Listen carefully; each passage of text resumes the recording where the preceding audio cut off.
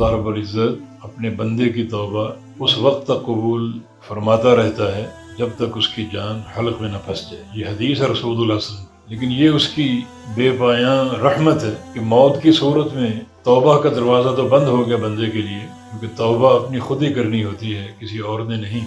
لیکن استغفار کے راستے کھلے ہیں جو اللہ تعالیٰ نے بند نہیں کیے. آپ کے بھائی ہیں، آپ کے دوست احباب ہیں، وہ آپ کے لیے استغفار کریں تو اللہ تعالیٰ قبول فرمائے گا. اللہ رب العزت کس قدر بندوں کو معاف کرنا چاہتا ہے اور اس سے مغفرت سے کس قدر محبت ہے، معاف کر دینے سے کس قدر پیار ہے کہ اس نے کثیر تعداد کے فرشتوں کی ڈیوٹی مقرر کر دی کہ میرے بندوں کے لیے استغفار کرو. اور فرشتے بھی وہ جو اللہ تعالیٰ کے عرش کو اٹھائے ہوئے ہیں جن کی تعداد 4 ہے، اور وہ جو اللہ تعالیٰ کے عرش کے ارد گرد ہیں جن کی تعداد لامحدود. جتنا بڑا یہ عرش ہے اور اس کے ارد گرد ملائکہ کا جھمگٹا ہے، اتنی تعداد کے فرشتوں کو اللہ تعالیٰ نے یہ ڈیوٹی سونپی ہے کہ تم نے میرے بندوں کے لیے استغفار کرنا.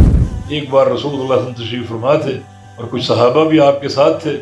یہ روایت ابن مسعود رضی اللہ عنہ کی مسند احمد وغیرہ میں آپ نے ایک سیدھا خط کھینچا اور دائیں بائیں بہت سے خطوط کھینچے، پھر سیدھے خط پہ ہاتھ رکھا. ھذا سبیل اللہ، یہ سیدھا خط اللہ کا راستہ ہے. اور ملائکہ کی دعا انہی بندوں کے لیے ہے جو اس سیدھے راستے پر چلنے والے ہیں. یہ صراط مستقیم ہے. آپ نے ساتھ یہ فرمایا کہ یہ میرا سیدھا راستہ ہے، اسی کی پیروی کرو. صراط مستقیم ایک ہی ہے جو سبیل اللہ بھی ہے اور جو محمد الرسول اللہ صلی اللہ علیہ وسلم کا راستہ بھی.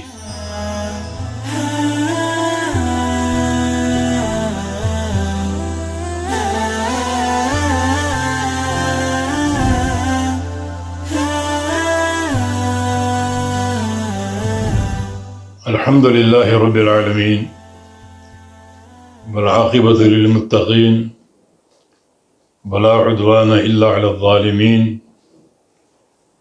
والصلاة والسلام علی اشرف الانبیاء والمرسلین نبینا محمد وعلی آلہ وصحبہ واہل طاعتہ اجمعین.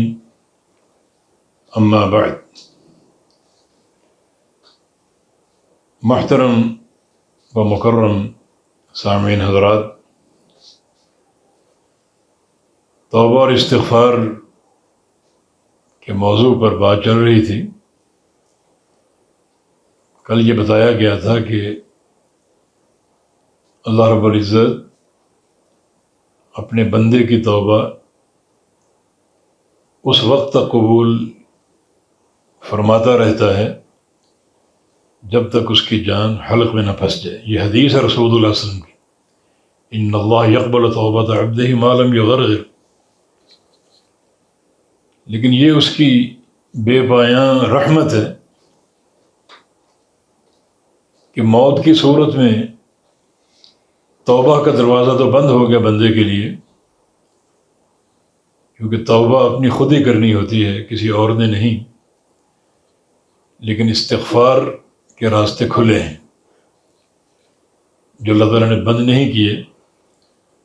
آپ کے بھائی ہیں، آپ کے دوست احباب ہیں، وہ آپ کے لیے استغفار کریں تو اللہ تعالیٰ قبول فرمائے گا. اسے کس قدر محبت اور پیار ہے بندوں کی بخشش کے حوالے سے، استغفار کے حوالے سے. سورہ غافر کی ایک آیت کریمہ ہم مل کے پڑھتے ہیں. اللہ تعالیٰ کا فرمان الذین یحملون العرش ومن حولہ، فرشتوں کا ذکر ہے جو اللہ تعالیٰ کے عرش کو اٹھائے ہوئے ہیں. حاملین عرش ومن حولہ، اور وہ فرشتے جو عرش کے ارد گرد ہیں. یعنی حول کا معنی چاروں طرف. اب اندازہ کریں کہ ان فرشتوں کی کیا تعداد ہوگی، کیونکہ اللہ تعالیٰ کا عرش جو ہے وہ اس کی ساری مخلوقات میں سب سے بڑا ہے. سورج ہماری زمین سے کتنا بڑا ہے، اور یہ سورج آسمان کے مقابلے میں کیا ہے، اور آسمان بھی 7 ہیں، اور یہ 7واں آسمان اللہ تعالیٰ کی کرسی کے مقابلے میں ایسے ہیں جیسے ایک تشت میں 7 درہم رکھے ہوں، اور یہ کرسی اللہ تعالیٰ کے عرش کے مقابلے میں ایسے ہے جیسے ایک بڑا چٹیل میدان ہو اور اس میں ایک چھلا آپ رکھ دیں۔ تو یہ عرش اور اس کی عظمت، یہاں جن فرشتوں کا ذکر ہے، ایک تو حاملین عرش کا، اور دوسرا وہ فرشتے جو عرش کے ارد گرد ہیں۔ تو کیا ان کی تعداد ہوگی عرش کے ارد گرد، جو سب سے بڑی مخلوق ہے اللہ تعالیٰ کی، جس پر خالق کائنات خود مستوی ہے۔ اب یہ فرشتے کیا کرتے ہیں؟ فرمایا کہ یسبحون بحمد ربہم، ایک تو اپنے رب کی حمد کے ساتھ تسبیح کرتے ہیں، سبحان اللہ والحمد للہ کہنا، تسبیح بھی اور تحمید بھی، یہ ان کا وظیفہ ہے۔ سبحان اللہ بحمدہ، بلکہ نبی علیہ السلام کی ایک حدیث بھی ہے کہ صحابہ نے جب پوچھا کہ سب سے بہترین ذکر کون سا ہے، تو فرمایا کہ مصطفیٰ اللہ لملائکتہ، وہ ذکر جو اللہ تعالیٰ نے اپنے فرشتوں کے لیے چنا ہوا ہے، اور وہ ہے سبحان اللہ و بحمدہ۔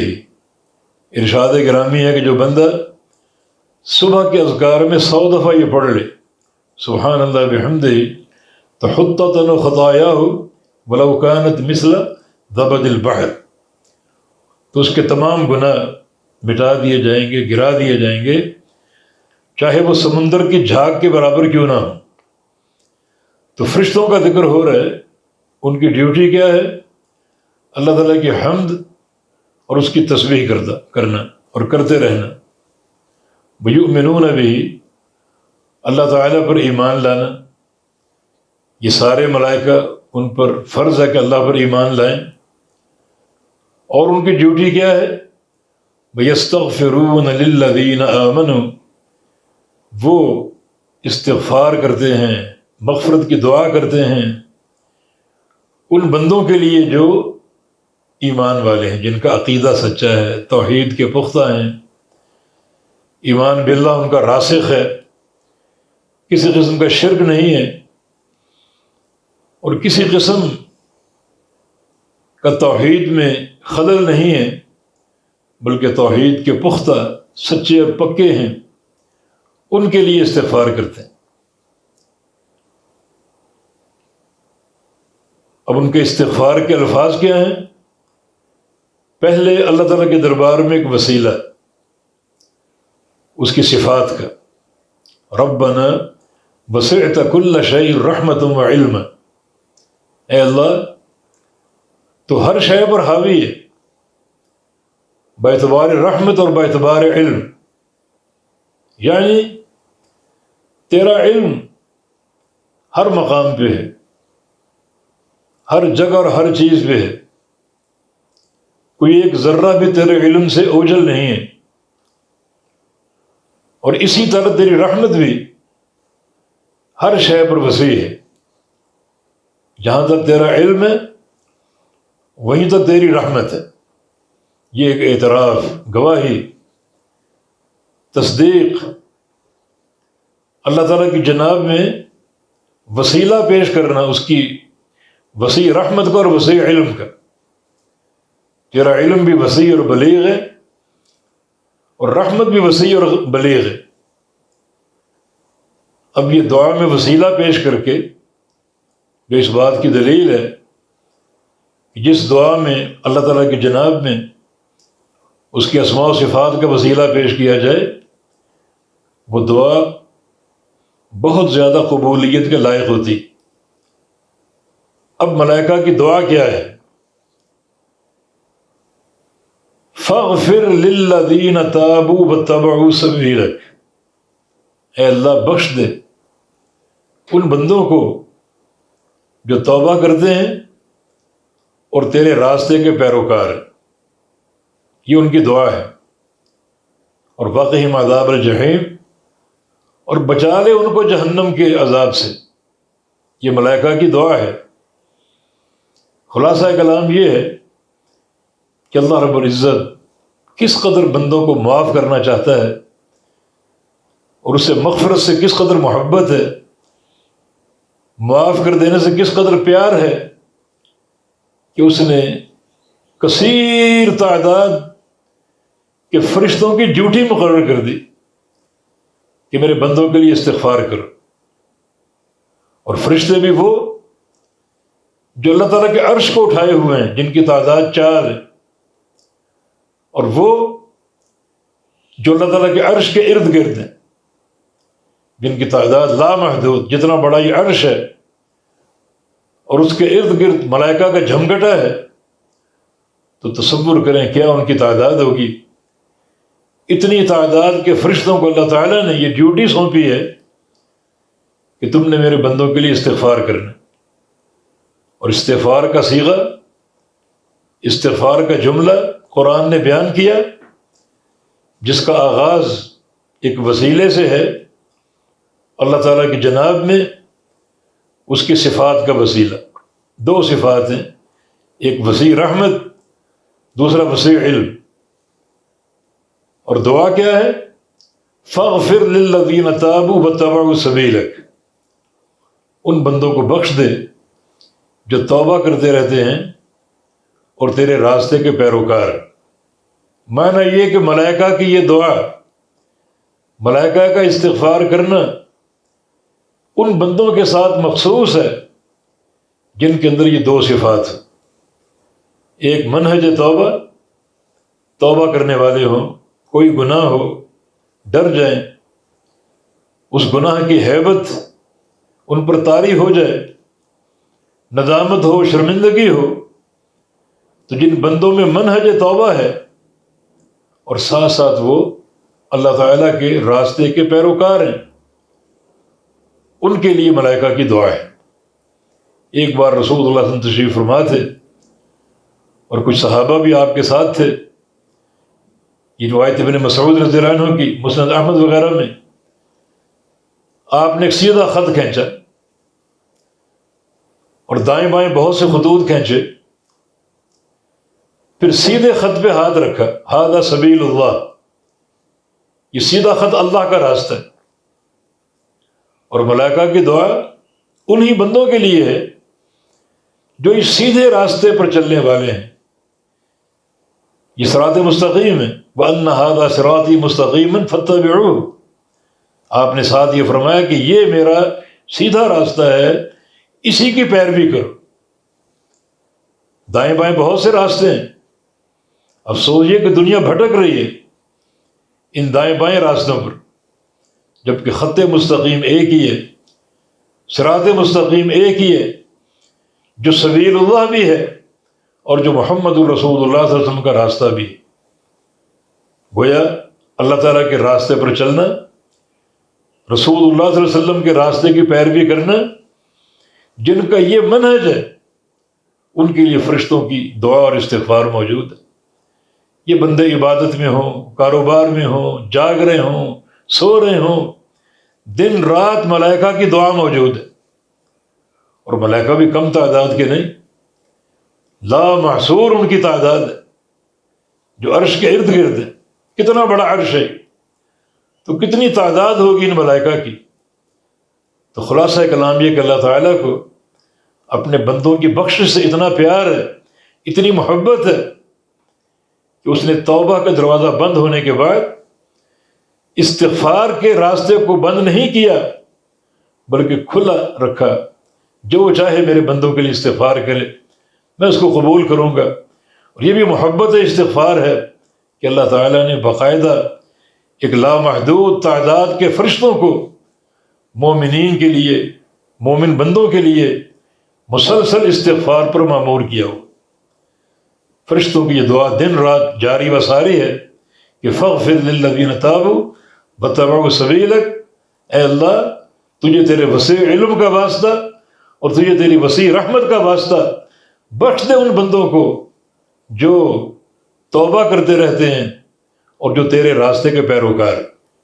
تو جن کے اندر یہ 2 صفات موجود ہیں ان کے لیے دن رات ملائکہ کی دعائے استغفار موجود ہے۔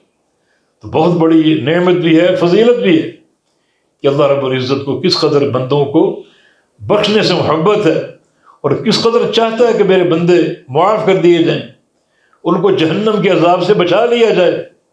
تبھی تو فرشتوں کی دعا میں یہ الفاظ بھی ہیں کہ وقہم عذاب الجحیم، یا اللہ ان کو بچا لے جہنم کے عذاب سے۔ تو یہ عظیم الشان دعا ہے، اس کے لیے وہ صفات اپنے اندر پیدا کرنی پڑے گی جن صفات پر ملائکہ کی دعا موجود ہے، اور وہ صفات دو ہیں۔ ایک توبہ کا منہج اپنے اندر پیدا کیجئے، کوئی غلطی ہو، ندامت ہو، بندہ توبہ کی طرف مضطر ہو جائے، اور دوسرا اللہ کے راستے کی پیروی، جو خط مستقیم ہے، صراط مستقیم ہے، جو اللہ کا راستہ ہے، رسول اللہ صلی اللہ علیہ وسلم کا راستہ ہے، اسی راستے پر گامزن رہے۔ دائیں بائیں 20 راستے ہوں گے، ان سب کی طرف جھانک کر بھی نہ دیکھے، اسی طرف اپنے چہرے کو سیدھا رکھے، اسی راستے پر چلتا جائے۔ جیسا کہ نبی علیہ السلام کی ایک حدیث ہے، کل امتی یدخلون الجنت الا من ابا، میری پوری امت جنت میں داخل ہوگی سوائے اس کے جو انکار کر دے۔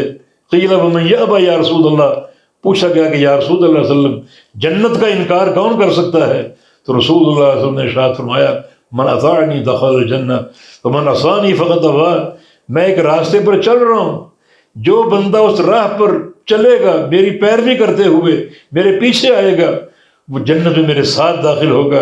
اور جس بندے نے راستہ بدل لیا، دائیں بائیں مڑ گیا، دائیں بائیں جھانکنا شروع کر دیا اور دائیں بائیں انحراف اختیار کر لیا، وہ کبھی جنت میں داخل نہیں ہو سکے گا۔ واللہ تعالی المستعان۔ اللہ تعالیٰ توفیق دے کہ ہم اپنے آپ کو اس قابل بنائیں کہ دن رات ملائکہ کی یہ دعا ہمیں حاصل ہوتی رہے۔ بہت بڑی نعمت ہے۔ والتوفیق بید اللہ تعالی۔ اقول قولی ھذا واستغفر اللہ لی ولکم، وآخر دعوانا ان الحمد للہ رب العالمین۔